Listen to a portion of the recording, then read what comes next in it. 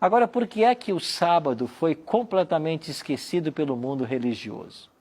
Porque nós temos uma profecia em Daniel que disse que isso aconteceria.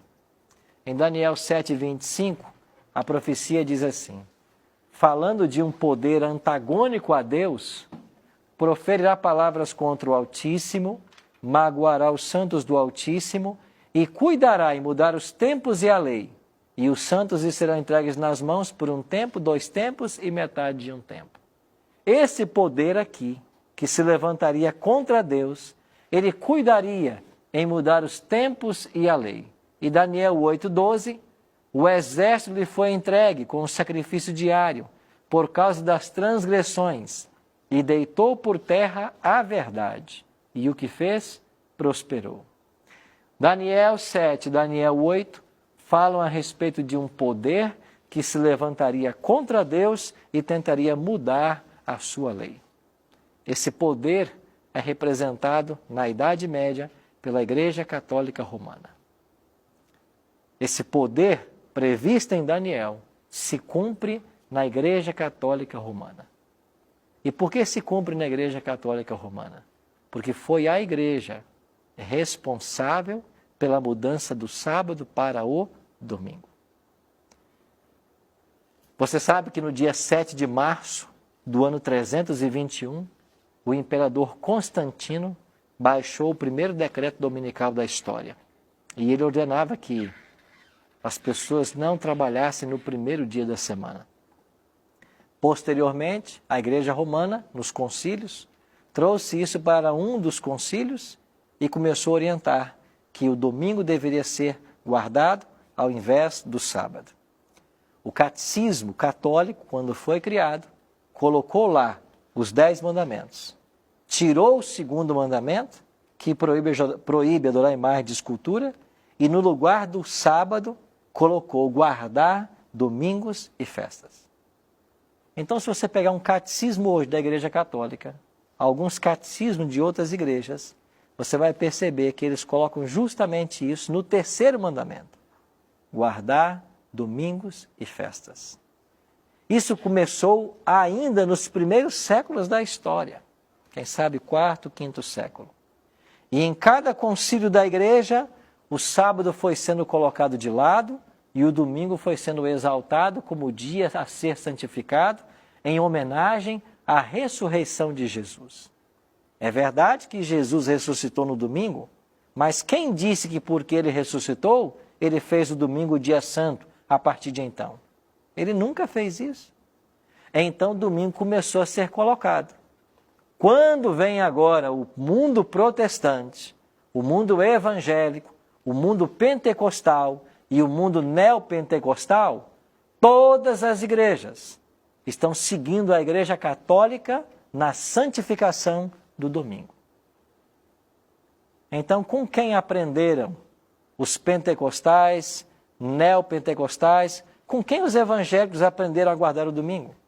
Aprenderam com os católicos, porque foram eles, a Igreja Católica Romana, que mudou o sábado para o domingo. E isso não é escondido pela igreja. Ao contrário, a igreja diz que ela fez essa mudança porque ela tem essa autoridade. É porque a Igreja Católica Romana acredita que a tradição tem mais valor que a Bíblia. Isso é declarado nos documentos da igreja. Então, se a Bíblia diz que é o sábado, mas a tradição diz que é o domingo, a tradição está acima da Bíblia. É o que ensina a Igreja Católica Romana. E todo mundo hoje que observa o domingo está seguindo a Igreja Católica Romana, independente da sua igreja. Agora, aqui tem que ser aberto um parêntese.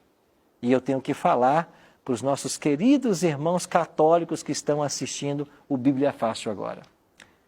Essa mudança na lei de Deus, que tirou o segundo mandamento, que proíbe adorar imagem de escultura, trocou o sábado pelo domingo e dividiu o 10º em 2 para voltar a ter 10, como está no catecismo, nada tem a ver com o católico moderno.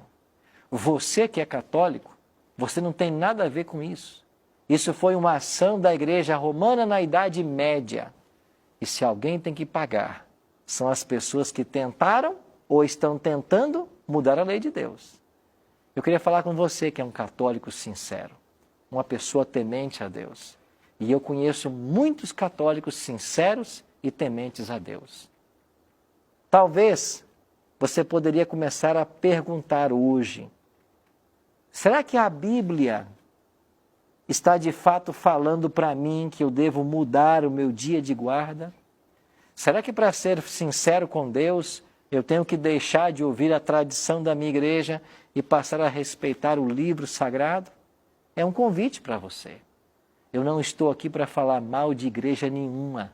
Eu só tenho que fazer referência aos fatos históricos, porque a história não pode ser contestada. E você sabe que no ano de 1998, o então Papa João Paulo II publicou uma encíclica papal chamada Dies Domini. E essa encíclica diz claramente que a igreja mudou o sábado para o domingo, porque ela tem autoridade para isso.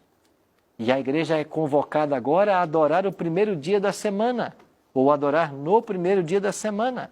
Mas eu queria dizer para você que isso está errado. Não importa se vem da voz de um papa, da caneta de um papa, não importa se vem de um concílio, não importa se tem mais de 1000 anos que a igreja ensina isso. O tempo não transforma o erro em verdade. A Bíblia ensina que é o sábado. E meu querido irmão, minha querida irmã católica, se você quer continuar sendo fiel a Deus e honesto a Ele, você tem que estudar mais esse assunto. Você não pode concordar com aquilo que o líder religioso diz na sua igreja. O mesmo eu digo para você que é da Assembleia, que é da Igreja Maranata, que é Deus é Amor, que é presbiteriano, que é batista. Não importa a igreja que você frequenta. Deus tem filhos sinceros em todas as igrejas. Mas se você está assistindo esse programa, e se você está aprendendo pela Bíblia que é o sábado, você tem que repensar sua religião. Você tem que repensar suas crenças. No mínimo, colocar uma dúvida, um ponto de interrogação para estudar esse assunto. E não precisa de nenhum pastor, não precisa de ninguém. Pega a sua Bíblia, se coloque de joelhos, peça a Deus sabedoria e comece a estudar. O mesmo Deus que escreveu esse livro vai dizer para você onde é que está a verdade. Agora, até quando as pessoas vão se sentir reféns de seus líderes religiosos? E sabe que eu tenho ouvido muitas histórias por aí, eu viajo todos os estados do Brasil, e a história sempre é a mesma. Pessoas oprimidas por seus líderes religiosos. Pessoas que não podem fazer perguntas da Bíblia, pessoas que não podem questionar.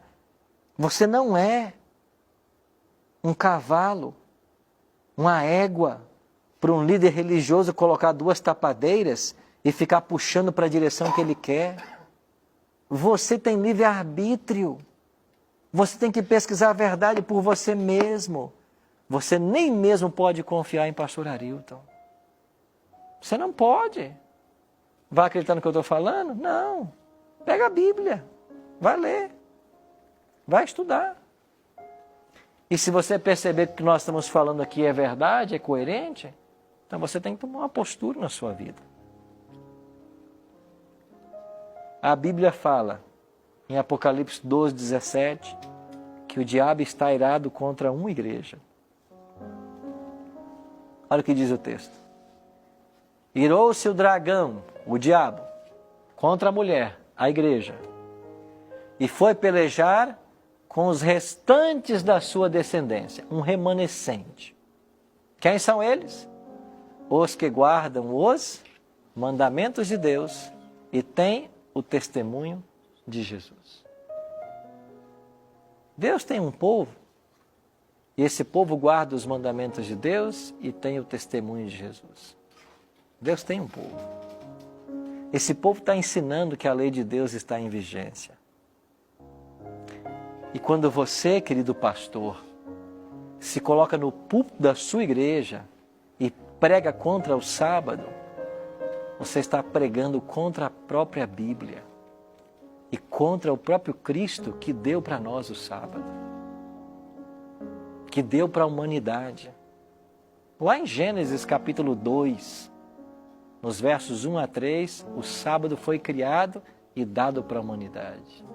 Não é para judeu, não é para adventista, é para o ser humano. Você não pode pregar contra isso. Você tem que voltar para a Bíblia e começar a estudar. Você tem que parar de acreditar no que eles dizem por aí, nos textos que muitos querem ler para contradizer, porque Jesus curou no sábado. Você tem que olhar para o contexto dessas passagens e entender o que elas estão querendo dizer. Não se contente com a leitura superficial da Bíblia. Vamos a fundo na pesquisa para entender a vontade de Deus. Porque senão, você pode estar combatendo o reino de Deus. E para nós, é um alerta. Deus deu para mim e para você livre-arbítrio. Sabe para quê? Para nós fazermos escolhas. Escolhas. E hoje, você vai ter a chance de fazer mais uma escolha.